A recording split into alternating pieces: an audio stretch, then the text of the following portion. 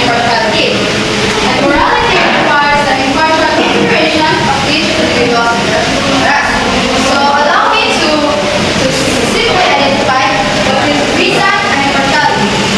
So reason is the ability to think logically and make decisions based on facts and evidences.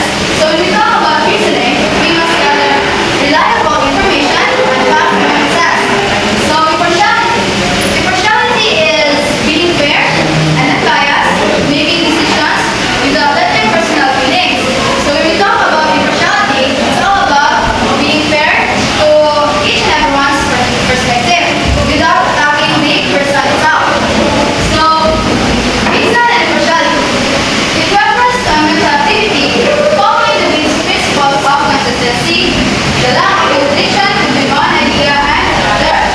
So reason and impartiality is based on a consistent, means continuous interaction with one another while maintaining the healthy arguments or healthy gathering ideas.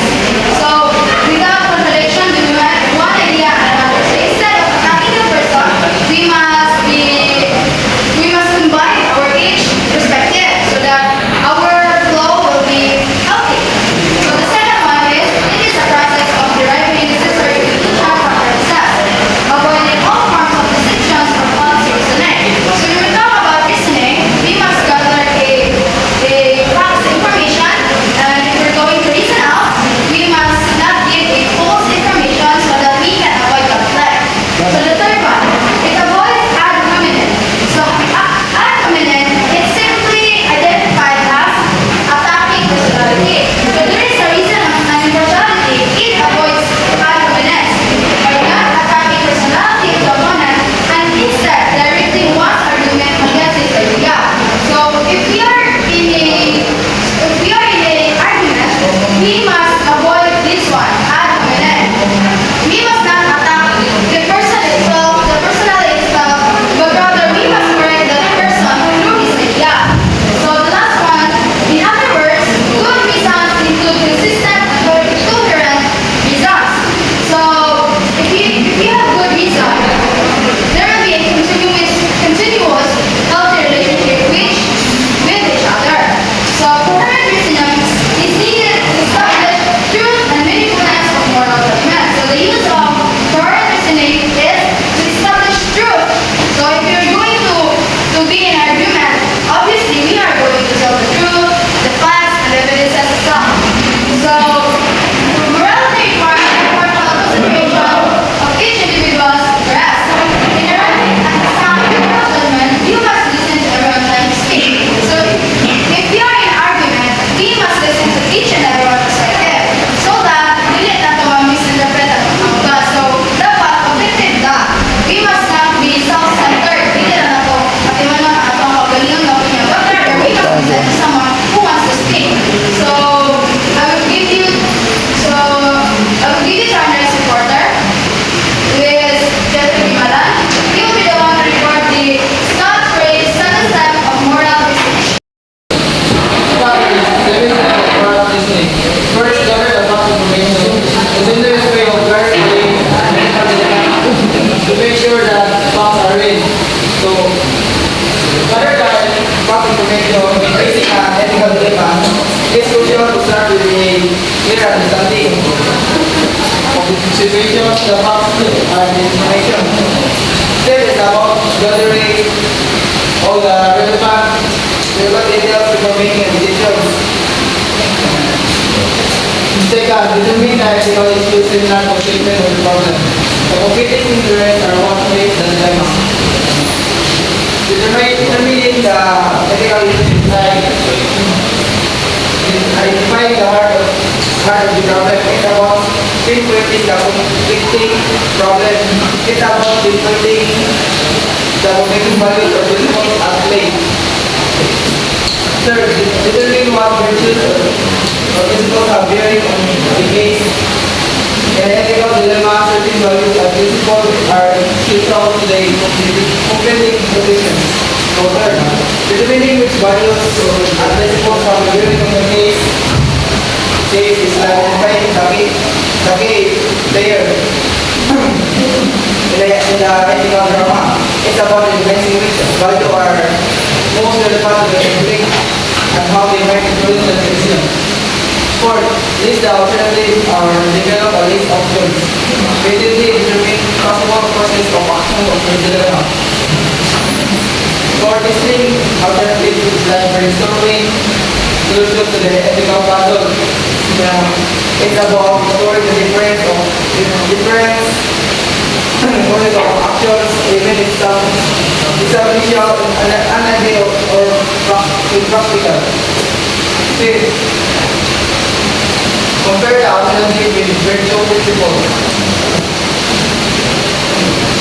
Comparing alternative with virtual principles is like putting the solution of that is about evaluating each possible course of action against the ethical values that are most important in the situation. So next, I will get to the most important information.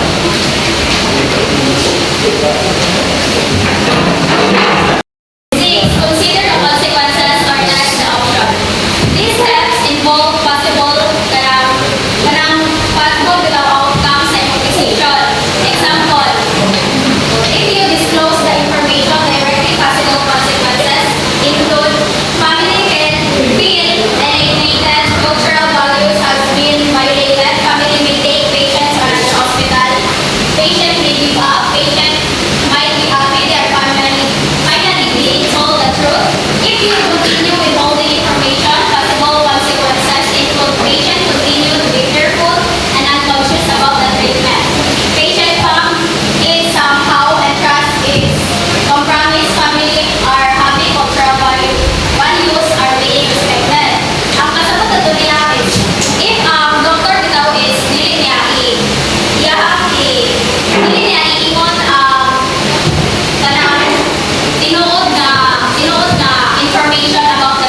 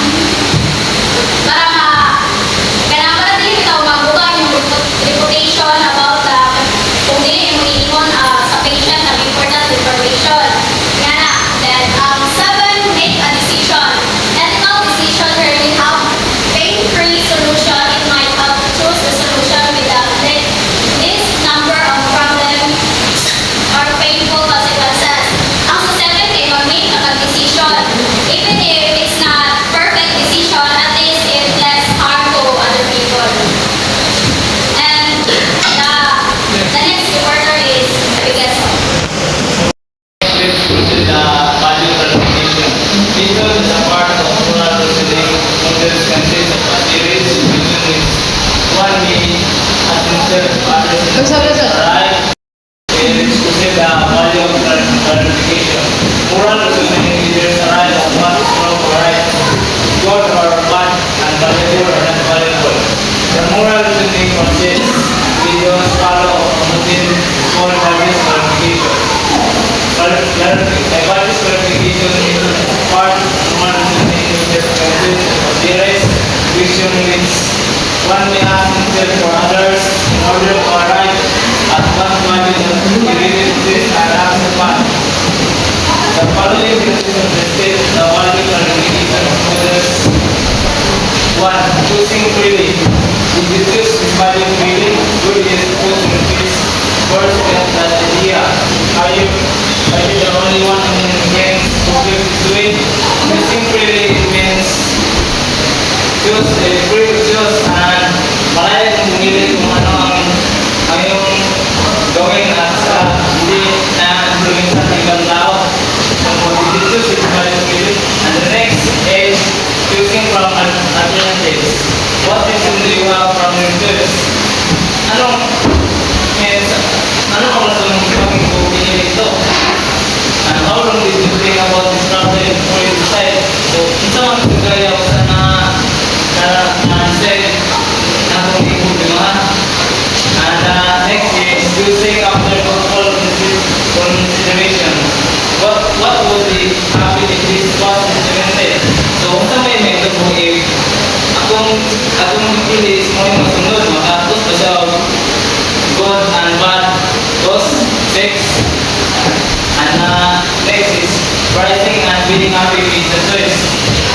Are you happy with being straight? Why is it important to you? Pricing and being happy with the choice means meron kang pagpahalaga at saka masaya ka sa iyong pinili dahil pinili mo yan. Diba? Pinasaya ka. Example is, are you happy being straight? Say, but kung napinili mo ito.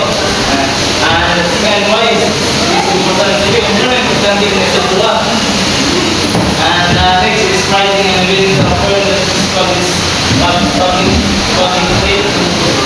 Would you be willing to that that's how you feel? And six is acting on the choice. What will you do about your choice? Ito may buhat ko na ito sa pinipili. And what will you do the next? Ito may sumunod ako ito. Acting with some part like, have you done anything about it? Nalagawa niya yung what? And will you do it again? Ako kung yung buhat ng balik, to discover whether or not one really values something, one may go through the process of asking and answering the seeming question. The answer to this question will ultimately reveal what you really value in life. It will clarify your values. Okay, I'll give you the next pointer, Mr. Aranya. To discover whether or not one really values something, one may go through the process of asking and answering the same question. First, choosing verdict. Do you choose this value of verdict? Where do you propose your first idea? Are you the only one among your friends who feel this way? Second, choosing from alternatives. What result do you have for your choice? How long did you think about this problem before you decide? Third, choosing after truthful consideration. What would happen if this was implemented?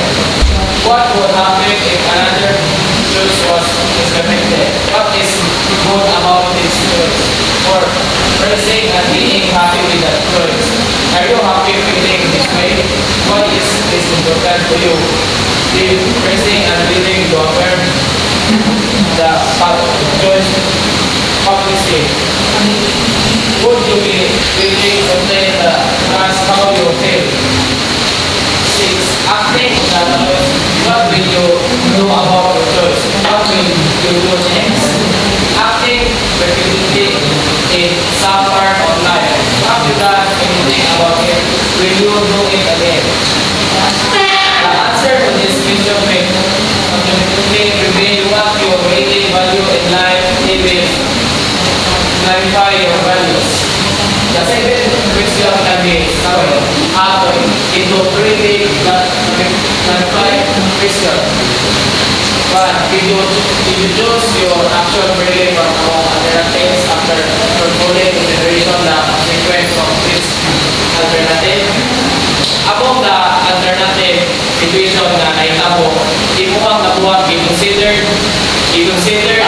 bakit kaha namo or na natong possible nga consequence ana nga action nga among nabuhat. Second, do you price your choice by noticing, observing it, and by communicating for others to choose it? Kung ang imong decision sakto, dapat proud ka and willing to share with others at madali sila sa imong perspective. Third, do you act on your choice repeatedly? If the answer to the question a yes, then the moral choice or moral decision can be said to be a product of reason. Imuhang action or choice ginabuhat ka na imo always or balik-balik ka na imo ginabuhat